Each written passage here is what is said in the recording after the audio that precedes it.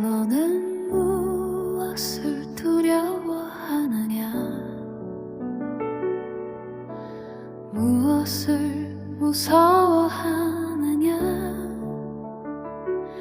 내가 함께 한다고 약속했다. 내가 함께 한다고 선언했다. 너를 둘러싼 어둠에 물리지 말라. 적들이도 전에 겁먹지 말라. 새벽을 함께 하신 성도님들 사랑으로 축복합니다. 오늘 말씀 잘 읽으셨나요? 오늘 말씀은 이세벨이 죽음으로 이 모든 사건, 즉 우상 숭배의 극악으로 달했던 일들에 관하여 마무리 지어지는 것 같은 내용입니다. 이세벨의 죽음은 이미 엘리야의 때부터 예언이 됐습니다. 그러니까 이 예언이라는 것은 열왕기상 21장 23절에 이세벨에 대하여도 여호와께서 말씀하여 이르시되 개들이 이스라엘 성읍 곁에서 이세벨을 먹을지라 라는 예언의 성취가 오늘 본문에 드디어 이루어진 것이죠. 자, 이런 말씀, 오늘 말씀에서 왜 그럼 이세벨이 이렇게 비난받을까? 이세벨이라는 여인이 비난받을 만한 이유가 있을까? 사실 이세벨은 이방 나라, 유대인이 아니었죠. 유다인도 아니었고 북이스라엘 사람도 아니었습니다. 정략 결혼을 하고 데리고 온 여인이었고요. 그 여인을 통해 북이스라엘 온 땅에 바알과 아세라를 숭배하는 제단이 세워지게 되죠. 자, 이런 산꼭대기마다 그런 것들이 세워지게 되니까 얼마나 볼품없고 얼마나 흉측했겠습니까? 자, 이 이세벨은 오늘 본문에도 보면 지금 예후가 이세벨을 잡으러 오고 이 이세벨은 그 준비를 하죠. 어떻게 합니까? 네, 화장을 합니다. 단장을 합니다.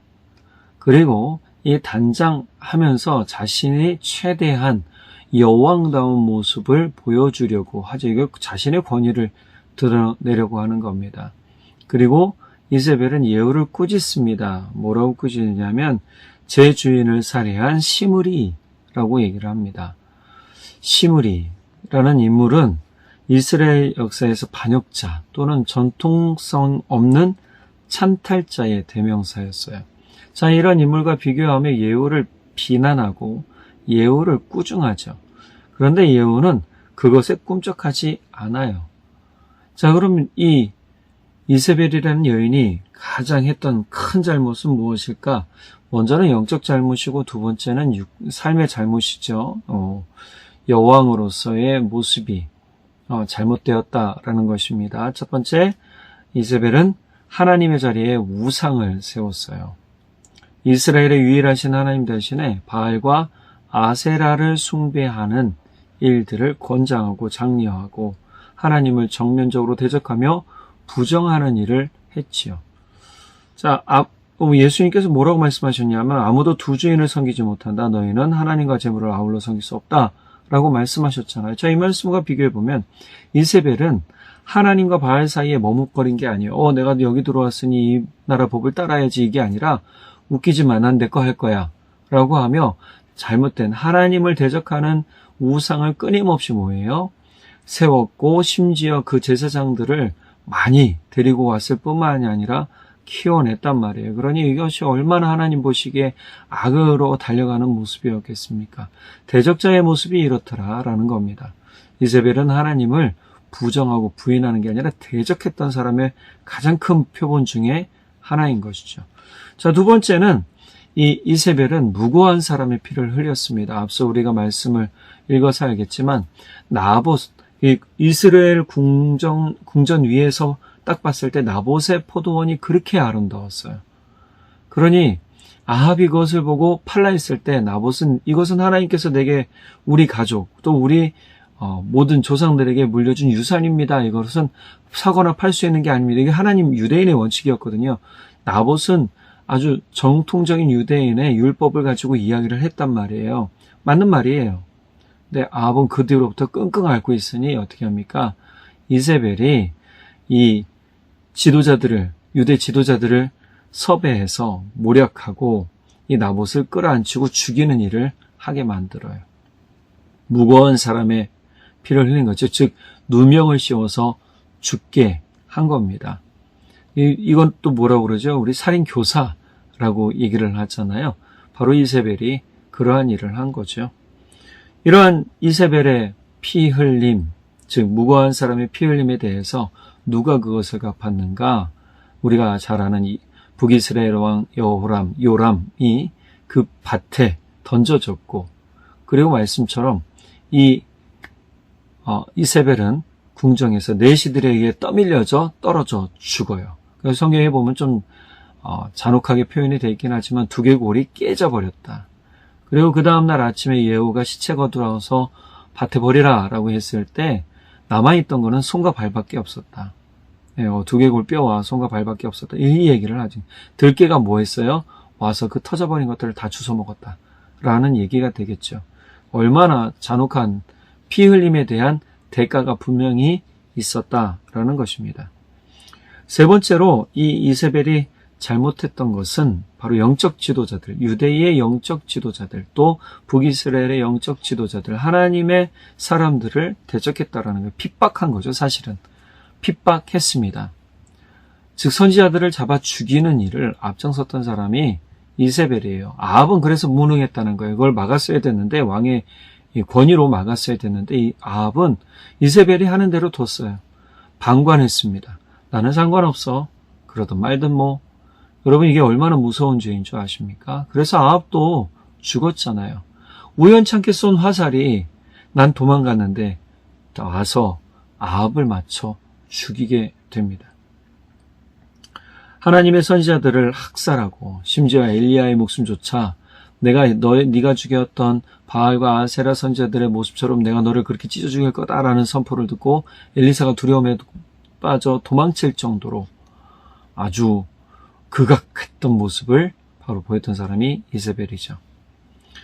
하나님을 보내신 사람들을 향한 지속적인 대적뿐만이 아니라 핍박을 서슴지 않았던 인물 중에 하나가 바로 이 이세벨이었습니다. 자, 이런 모습을 보면 끝까지 회개에 대한 선포를 했음에도 불구하고 진짜 살아계신 신이, 살아있는 신이 누구인지, 바알인지 아세라인지 또 하나님이신지 갈멜산에서 보여줬음에도 불구하고 이세벨은 인정하지 않았어요. 그 하나님을. 아합도 마찬가지였죠. 그러니 이러한 사람에 대해서 어떤 평가가 있겠습니까? 이처럼 하나님을 인정하지 않고 하나님의 사람들을 대적하고 죽이는 데 앞장섰던 이 모습 하나님이 그냥 두셨을까요? 아마 그렇지 않았을 겁니다. 이미 우리가 열왕기상 21장 23절에서 하나님이 엘리야를 통해 말씀해 주신 것처럼 이세벨은 실제 그렇게 죽어버리게 되었죠. 자, 끝까지 회개하지 않는 자의 결말이 참 비참하다. 만약에 회개했더라면 로마서 2장 5절에 보면 바울 사도가 이렇게 얘기합니다. 다만 내 고집과 회개하지 아니한 마음을 따라 진노를 내게 쌓는도다. 하나님은 끝까지 기다리시다가 어느 임계점이 이르게 되면 반드시 그것에 대한 책임을 물으실 때가 온다. 지금 이세벨이 바로 그런 때인 거죠. 회개할 기회는 은혜의 시간인데 그 은혜의 시간을 그냥 헛되게 보내버린 겁니다. 보라 지금은 은혜 받을 만한 때요라는 말을 우리가 듣는데 은혜 받을 만한 때에 은혜 받을 생각에 집중하지 않고 그 마음에 집중하지 않고 엉뚱한 것을 생각하고 엉뚱한 마음이 있다면 회개하지 못하고 하나님을 바로 만나지 못하게 됩니다. 그러니 그 시간을 자기 치장과 자기 정당화로 흘려보낸 이 이세벨의 모습은 하나님 보시기에 참 어이없었을 수도 있겠어요. 제가 봐도 그렇습니다. 예후는 이세벨을 잡으러 올 때 한 말이 뭔가요? 네, 내가 하나님의 말씀을 따라 이세벨 너를 잡으러 왔다 라고 얘기를 하잖아요. 자, 그러면 여기서 우리가 좀 알아야 돼요. 하나님은 그래도 기다리셨어요. 아합도 마찬가지고 아합의 자녀들도 마찬가지고 끝끝내 이세벨도 마찬가지였단 말이에요. 왜 하나님이 갈멜산에 놀라운 기적을 보여주시고 왜 하나님의 예언이 아합과 이세벨을 향하여 있는지를 안다면 하나님은 이들조차도 품으시려고 했다라는 걸 깨닫는단 말이에요. 즉 하나님의 인애와 자비와 사랑과 진짜 신실하심이 얼마나 크고 놀라운지를 저는 다시금 깨닫게 되죠. 사실 우리가 잘 아는 이야기 중에 하나가 뭔가요? 니느웨 성에 이 말씀을 전하러 가라는 그런 말씀을 들은 선지자에 관한 이야기 아시죠? 자, 하나님의 사랑이 회개하는 자에게 있음을 보여주는 아주 단편적인 이야기란 말이에요. 이 여인도 마찬가지였겠죠. 네, 돌아서지 않았기 때문에 결국은 예언대로 예언의 성취가 된 것이죠. 우리는 이거를 정의의 이야기로 말하기도 하지만 결국은 하나님 앞에 돌아오지 않는 영혼에 대한 끝끝내 돌이키지 않는 대적하고 핍박하고 하나님을 무시한 그러한 사람에 대한 결과이다 라고 말할 수 있겠다라는 것입니다. 갈라디아서 6장 7절에 보면 하나님은 심판을 미루실 때도 있지만 결코 그 말씀을 거두지는 않으십니다. 사람은 무엇을 심든지 심은 대로 거두는 법입니다. 이 이세벨이 죽고 난 다음 그 시체를 거두려 할 때 그 이야기를 들었죠. 이렇게 손과 발만 남았습니다라는 말 들을 때 예후가 뭐라고 얘기했나요? 주님께서 말씀하신 대로 이루어졌다. 예후는 기억하고 있어요. 주님께서 말씀하신 대로 있다. 이루어졌다. 자, 우리는 이제 좀 고민해 봐야 되겠죠. 나의 신앙, 나의 삶, 나의 발걸음 진짜 변명만 하고 핑계만 대고 이렇게 하는 것처럼 그냥 잘하고 있어요 라고 말하고 있는 건 아닌지, 그러나 결코 그렇지 않을 수도 있다. 그래서 갈라디아서에 우리가 말씀을 읽어서 알겠지만 여러분, 우리는 우리 자신을 끊임없이 주님 앞에서 점검해야 됩니다. 영적 점검, 삶의 점검, 신앙의 점검, 마음의 점검, 생각의 점검, 태도의 점검. 그러니 이렇게 점검을 한 사람이 성숙한 성도가 되고 성숙한 진짜 믿음의 사람이 되고 성숙한 삶의 사람이 되는 것이지요. 저절로 이루어지진 않습니다. 이세벨이 이야기를 통해서 오늘 우리는 우리 자신을 좀 돌아보는 계기가 되었으면 좋겠습니다. 그래서 더욱 주님 앞에, 신실하신 하나님 앞에 우리도 신실한 믿음의 사람, 신실한 사랑의 사람, 또 신실한 복음의 사람, 바로 예수 그리스도의 사람이 되는 은혜가 있기를 간절히 바랍니다. 기도하겠습니다.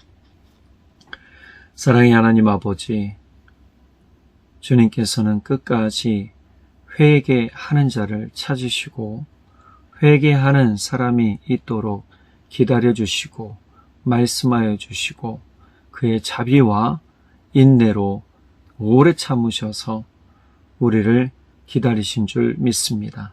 감사합니다.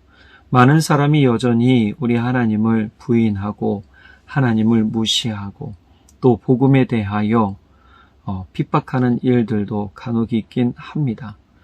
또한 공산주의 세계나 독재주의 세계에서 복음을 핍박하는 일들이 아무렇지도 않게 일어나는 것을 보게 됩니다. 주님께서 그들을 붙잡아 주시고 그들의 마음이 변하게 하시며 더욱 주님 앞에서 회개하여 주님의 주시는 사랑과 은혜의 긍휼을 온전히 받아 누리는 삶이 되도록 성령 하나님 도와주십시오. 이러한 사람들이 우리 가족 중에도 있을 것이고 우리 친구들 중에도 있을 것이고 우리 이웃들 중에도 있을 것이고 우리 직장 동료와 사업장의 동료들 가운데도 있을 겁니다. 주님, 우리가 그들을 향하여 하나님의 마음을 가지고 기도하며 사랑으로 주님의 마음을 전하는 그러한 일들이 있게 하시고 이렇게 전해졌을 때 회개하고 주께로 돌아오는 은혜가 있는 삶, 그들이 되도록, 또한 우리가 되도록 성령 하나님 도우시고 인도해 주십시오. 이른 새벽부터 늦은 저녁까지 무더운 날씨에 수고하고 애쓰는 우리 성도님들, 주님께서 힘주시고 능력 주시고 주의 말씀과 은혜 가운데서 힘을 얻어 오늘 하루도 최선을 다하여 살고 감사로 살고 기쁨과 찬양으로 주님께 영광 올려드리는 삶이 되도록 인도해 주십시오. 붙들어 주십시오. 모든 은혜 주님께 감사드리며 우리 주님 예수님의 이름으로 기도드렸습니다. 아멘. 우리 성도님들, 오늘 하루도 주님과 함께 주의 사랑과 인애와 자비를 온전히 바라보며 그 긍휼하심을 감사하며 살아가는 하루가 되기를 간절히 바랍니다. 사랑하고 축복합니다. 내일 또 뵙도록 하겠습니다. 나는 너의 하나님, 너의 능력이라. 나는 너의 참 목자, 너를 지키는 자라. 내 주님을 의지합니다. 하나님이 나의 능력이십니다. 내 입술과 영과 마음 다해 찬양합니다. 영원한 주를 높입니다. 너는 무엇을 두려워하느냐? 무엇을 무서워하느냐? 내가 함께 한다고 약속했다. 내가 함께 한다고 선언했다. 나는 너의 하나님, 너의 능력이라. 나는 너의 참 목자,